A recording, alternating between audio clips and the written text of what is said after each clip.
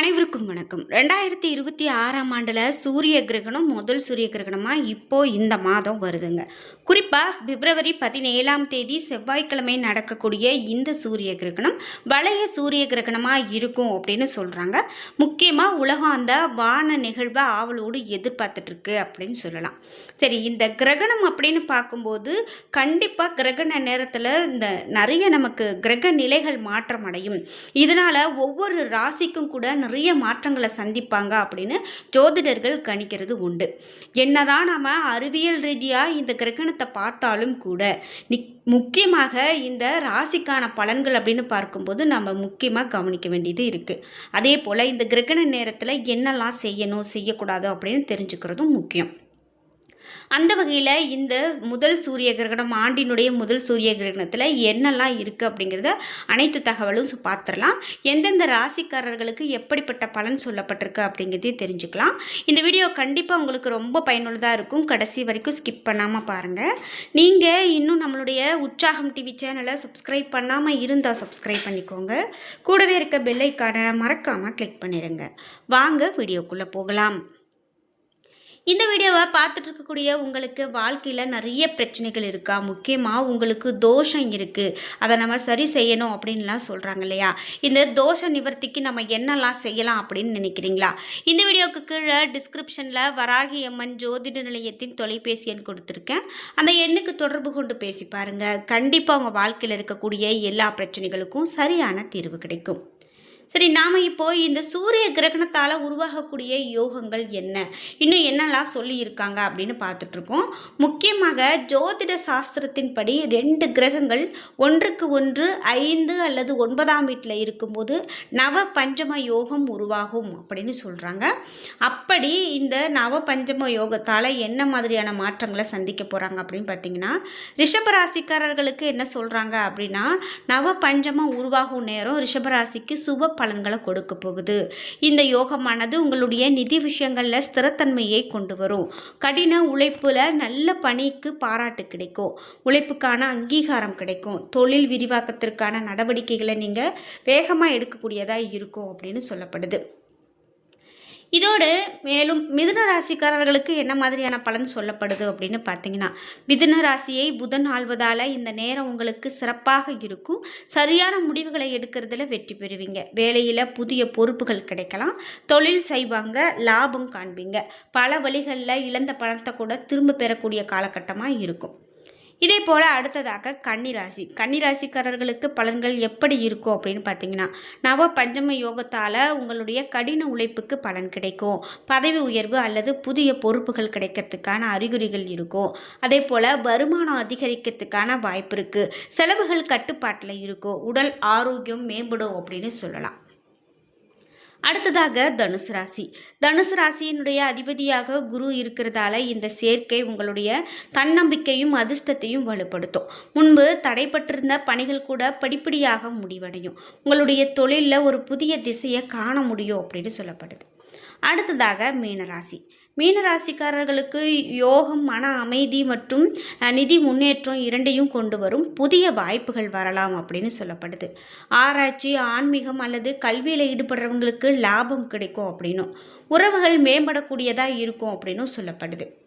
இதோடு இந்த சூரிய கிரகணத்தால் இன்னும் என்னென்ன மாதிரியான பலன்கள்லாம் சொல்லப்பட்டிருக்கு அப்படின்னு பார்த்தீங்கன்னா, துலாம் ராசிக்காரர்களுக்கு ஜோதிடத்தின்படி இந்த சூரிய கிரகணம் மற்றும் பஞ்சகிரகி யோகம் துலாம் ராசிக்காரங்களுக்கு மிகப்பெரிய நிதி முன்னேற்றத்தை கொண்டு வரும்.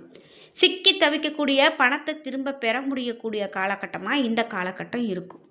அதே போல் கடனில் இருந்து விடுபடக்கூடியதாகவும் மற்றும் புதிய வேலை வாய்ப்புகள் பெறக்கூடியதாகவும், புதிய தொழில் தொடங்க அல்லது புதிய ஒப்பந்தத்தை முடிக்க இது ஒரு நல்ல நேரம் அப்படின்னு சொல்லப்படுது. உங்களுக்கு வசதிகள் அதிகரிக்கும். தனுசு ராசிக்காரர்களுக்கு இந்த பஞ்சகிரகி யோகம் அப்படின்னு பார்த்தீங்கன்னா அரிய சேர்க்கையாக இருக்கும். தனுசு ராசிக்காரர்களுக்கு அதிர்ஷ்டத்தை கொடுக்கக்கூடியதாகவும், வீடு, சொத்து அல்லது கார் வாங்கிறதுக்காக முடியும் எனவும், இந்த நேரம் புதிய முயற்சிகளை தொடங்குவதற்கு சாதகமானதாக இருக்கும் எனவும் சொல்லப்படுது. செலவுகள் குறைவாக இருக்கும். எனவே பணத்தை சேமிக்க இது ஒரு நல்ல நேரமாக இருக்கும். ஆரோக்கியம் மேம்படும் அப்படின்னு சொல்லப்படுது.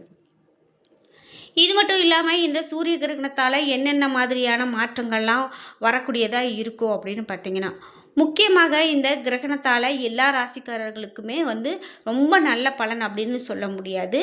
எந்தெந்த ராசிக்கெல்லாம் ஜோதிடர்கள் எச்சரிக்கை கொடுத்துருக்காங்களோ அந்த மாதிரி இருக்கும். முக்கியமாக இந்த பிப்ரவரி 17ஆம் தேதி நிகழ இருக்கக்கூடிய இந்த நெருப்பு வளைய சூரிய கிரகணத்தை தொடர்ந்து அடுத்ததாக 2027ஆம் ஆண்டு பிப்ரவரி 6ஆம் தேதி இதே போல் ஒரு வளைய சூரிய கிரகணம் தோன்றும் அப்படின்னு சொல்லப்படுது.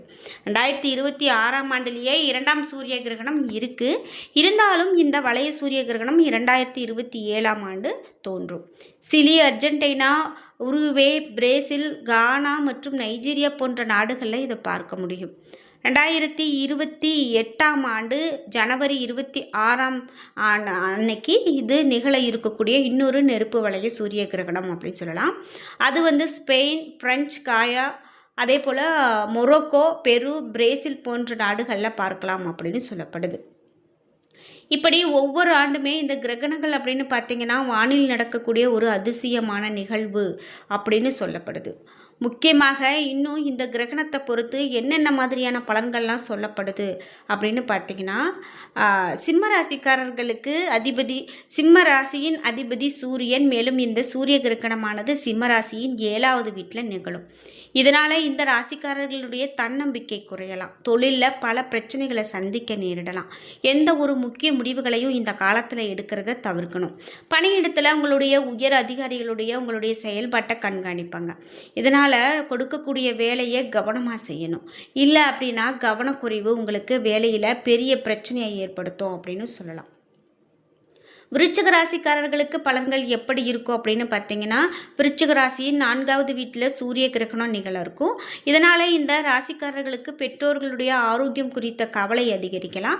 இந்த காலகட்டத்தில் பணத்தை முதலீடு செய்வதை தவிர்க்கணும். கெட்ட சகவாசத்தில் இருந்து விலகி இருக்கிறது நல்லது. இல்லை அப்படின்னா பெரிய பிரச்சனையை சந்திப்பீங்க. அதே போல் மேலும் பண இழப்புகளை சந்திக்க வாய்ப்பு இருக்கும். பண விஷயத்தில் கூடுதலான கவனம் இருக்கணும்.